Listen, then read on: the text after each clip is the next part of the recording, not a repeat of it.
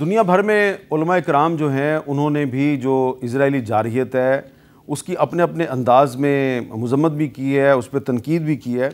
تو علماء کی ایک جو تنظیم ہے، مختلف ممالک کے علماء کی جو ایک تنظیم ہے، انہوں نے بڑے ہی اختصاص کے ساتھ 4 اسلامی ممالک کے بارے میں ایک فتویٰ جاری کیا ہے کہ ان پہ یہ فرض عائد ہوتا ہے کہ یہ غزہ میں جو ظلم ہو رہا ہے اس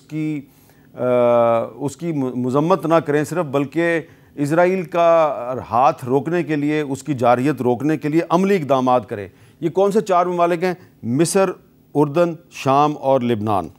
اور کہا گیا ہے کہ یہ ان 4 ممالک کی طرف سے اس معاملے میں فوجی مداخلت ایک شرعی فریضہ بن چکا ہے۔ اب میں یہ تو سوال نہیں کرتا کہ یہ فتویٰ صحیح ہے یا غلط ہے، لیکن عبد الرحمن ماطر صاحب، میں آپ سے یہ سمپل یہ پوچھوں گا کہ اس وقت ہم پاکستان میں بیٹھے ہیں، ہمارا تو بارڈر نہیں ہے غزہ کے ساتھ، لیکن اتنی دور بیٹھ کے ہم ان کی مدد کیسے کریں؟ سب سے پہلا ہمیں عوام کو سمجھانا چاہیے یہ فلسطین کا ایشو کیا ہے، اور نالج میں لے کے آنا عوام کے،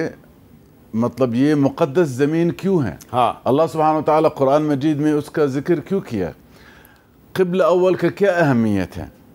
اور ثالث المساجد مطلب جو ہمیں معلوم ہے ایز اے مسلمز، مکہ، مدینہ اور الاقصی، المسجد الاقصی، یہ ہمیں پتہ ہونا چاہیے یہ اس کی اہمیت کیا ہے، اور سیم ٹائم یہ بھی پتہ ہونا چاہیے یہ یہودیوں اور کرسچنز اس کو کیوں سمجھتے ہیں، مقدس کیوں سمجھتے ہیں، ہاں، اور کون سچ ہے اور کون درست ہے، ہم یا وہ۔ اس کے بعد مطلب عوام کو نالج میں لے کے آنا اس کی کیا اہمیت ہے، اور اس کے بعد ہمیں بھی پتہ ہونا چاہیے Pakistan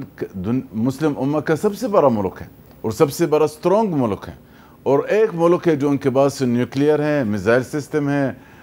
6th army in the world, مطلب اس چیز کی پتہ ہونا چاہیے ہمیں کتنا ہم کتنا بڑا اہم ملک ہے، یہ عوام کے ذہن میں لے کے آنا۔ اور میرا خیال اس کے بعد یہ سب سے بڑا اہم مشن ہے، اگر ہم اس مشن میں کامیاب ہوا تو اس کے بعد والا جو مشن ہے یا اس کے بعد والا اسٹیپ خود بخود آ جائے گا۔ اچھا قبلہ یا صاحب یہ بتائیں کہ عام ایک خیال ہے کہ جو اسرائیل کی اور فلسطینیوں کی لڑائی ہے اس کی وجہ مسجد اقصی ہے اور ہیکل سلیمانی ہے، ہیکل سلیمانی کی کیا اہمیت ہے؟ دیکھیں، یہ جو حامد میر صاحب ہیکل سلیمانی ہے یقیناً حضرت سلیمان علیہ السلام کی طرف منسوب ہے، اور سلیمان علیہ السلام بنی اسرائیل کے بہت بڑے پیغمبر بھی تھے اور بادشاہ بھی تھے، تو ان کی کچھ مقدسات یا انہوں نے جو تعمیر کی تھی کہ وہ یہ سمجھتے ہیں کہ یہ اب بازیافت اس کی ضروری ہے، اور اس بازیافت کے لیے یہ پوری کوشش ہے۔ وہ جو ایک تابوت سکینہ جس کو کہتے ہیں، تابوت سکینہ ہے، وہ بھی اس کا ایک حصہ ہے، لیکن ہیکل جو ہے وہ پوری ایک عمارت ہے جو کہ وہ سمجھتے ہیں کہ محل کو کہتے ہیں، محل ہے کہ جس کی بازیافت۔ لیکن جو اس وقت صورتحال ہے، یہ صورتحال میں سمجھتا ہوں کہ اس کو ہم نے ایک نئے تناظر میں دیکھنا ہے۔ دنیا کی تقسیم جو ہے اس وقت ہوئی ہے، اس میں آج آپ دیکھ رہے ہیں کہ یہ مسئلہ اگر ہم سفارتی حوالے سے لیں تو میں سمجھتا ہوں کہ اس وقت سفارتی انداز جو ہے اور سفارتی پلڑا جو ہے وہ فلسطینیوں کے حق میں بہت بہتر طریقے سے سامنے آ رہا ہے۔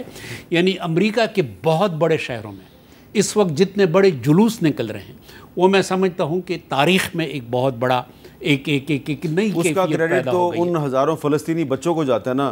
کہ جن کی لاشیں انہوں نے دیکھی۔ یقیناً ایسی صورتحال پیدا ہو گئی نا، اب اس سے استفادہ کرنا چاہیے، اور وہ استفادہ خود اسرائیل کے اندر جو صحیح تاریخی یہودی ہیں ان کے جلوس نکلے ہیں، اور انہوں نے یہ کہا ہے کہ ہمارے جو پیغمبر تھے موسیٰ علیہ السلام، انہوں نے تو بنی اسرائیل کو آزادی دلائی حکمت اور تدبر کے ساتھ، امن کے طریقے سے۔ ہمارے جو جلیل القدر پیغمبر حضرت یوسف علیہ السلام تھے، انہوں نے تو اپنے ان بھائیوں کو بھی معاف کر دیا کہ جنہوں نے ان کو قتل کرنے کی کوشش کی تھی۔ یہ ان کی روایات ہیں۔ اس وقت صہیونی جو ہیں وہ اسرائیل کی حکومت پر قابض ہیں، اور جس طرح صہیونیوں کی تفسیر جناب امین شہیدی صاحب نے بتائی، یہ وہ لوگ ہیں کہ جن کا فلسفہ یہ ہے کہ بغیر ان کے کسی اور کو جینے کا حق نہیں ہے، جس طرح ہندوتوا ہے ہندوستان میں کہ جو کہتے ہیں کہ انڈیا اونلی فار ہندوز.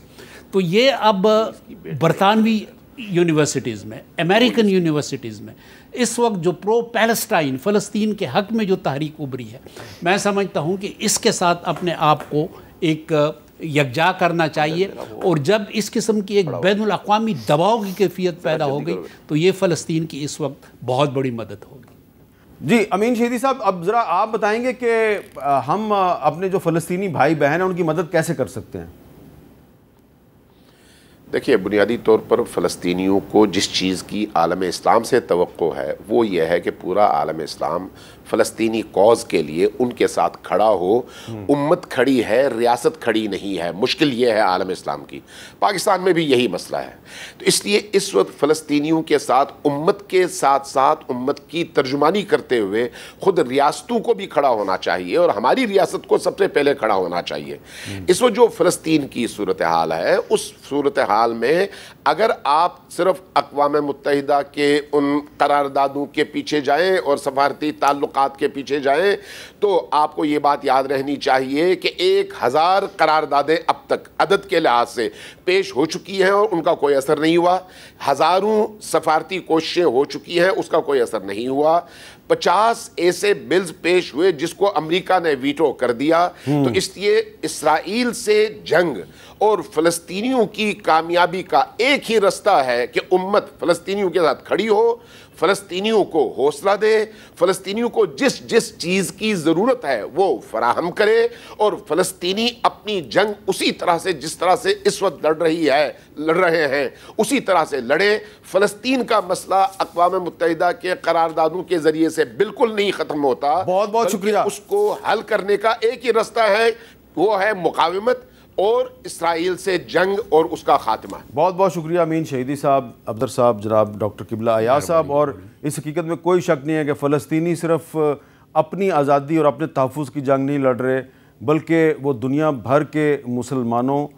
کے تحفظ اور ان کی آزادی کی جنگ لڑ رہے ہیں. اور اس وقت جو دنیا بھر میں جو فلسطینیوں کے حق میں مظاہرے ہو رہے ہیں وہ دراصل اسرائیل اور جو اس کے عالمی سرپرست ہے وہ ان کی منافقت کے خلاف مظاہرے ہو رہے ہیں. اجازت دیجیے، اللہ حافظ.